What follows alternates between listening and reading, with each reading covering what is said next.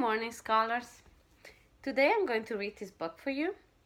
The title of the book is Sky Boys. So when I found this book at the library, I read the title Sky Boys and I wasn't sure what the book was about.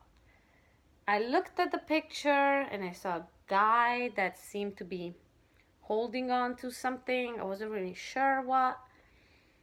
So I was a little bit confused.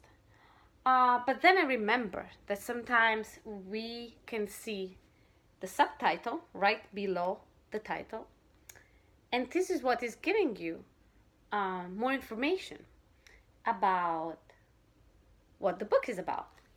So I read it, and I read how they built the Empire State Building.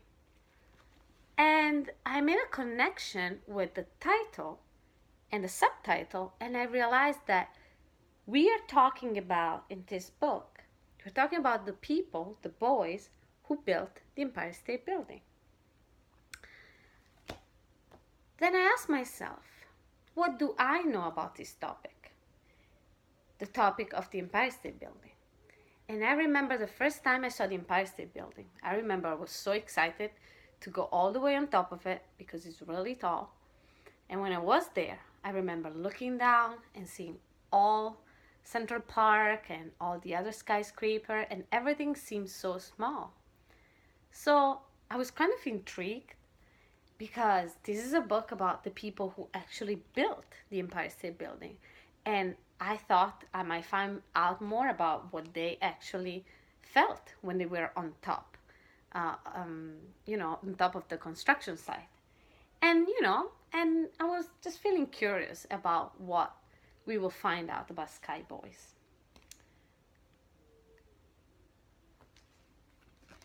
So this is the first page, and it says, it's the end of winter, and your pops lost his job.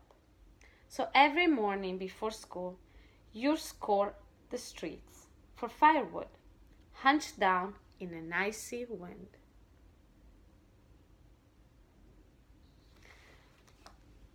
So the first thing that came to my mind reading this passage was that I too felt once very cold in the streets of New York City because of the icy wind. And I remember how I was, all covered up in my coat and I was just trying to be warm.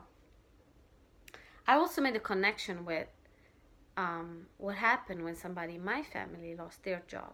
Just like the pop, which means the father, in this story. And I remember how hard it was and how I was feeling sad and also worried about our future. So I can connect with the character in this book who is looking for firewood in a cold, icy winter in New York City, and his father just lost his job. But look, here's a pile of wood, free for the taking, all carted off from that old hotel they tore down at 34th and 5th.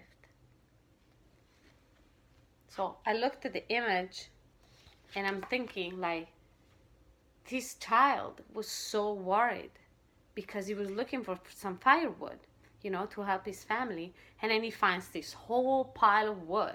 I was like, oh wow, this child is gonna feel so happy right now. It's gonna be so excited to come home with all this wood. 600 men are working there, leveling, shoveling, hauling, clearing the rubble away. They're getting ready to make something new.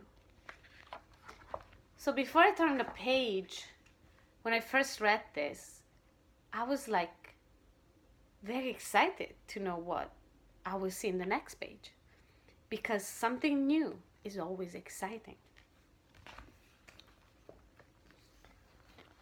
Bold, soaring, a symbol of hope in the darkest of times. A building, clean and simple and straight as a pencil, and tall, so tall it will scrape the sky.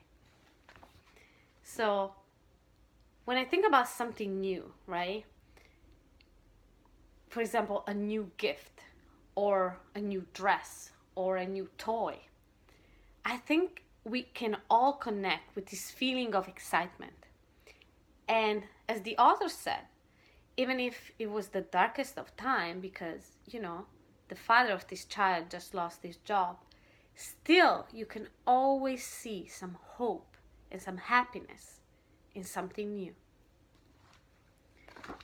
You drag your pup along to see and tell him what you've heard on the street. Mr. Raskop wants to build the tallest skyscraper in the world, you say.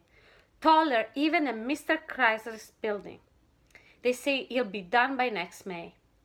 Think they can build it that fast, Bob? Things are so bad, it seems foolish to even try, he replies. Then he sees your face and adds, course, you never know. So let the race begin. So as I was reading this page, I was actually paying attention to the father's face, the expression, and the child expression. The child seems so hopeful, while the father seems a little bit sad and not very sure that something good is going to come out of such a hard time. However, when he looks at his son, he says, you never know. Because I think the fact that his son was so hopeful was actually giving him hope. So as we think about what we just read, I would like you to make some connections with your own life, with what you went through, with a hard period of your life. And I want you to make the connection with the hope that you found in maybe a friend, maybe a parent, maybe in just receiving something new. Thank you.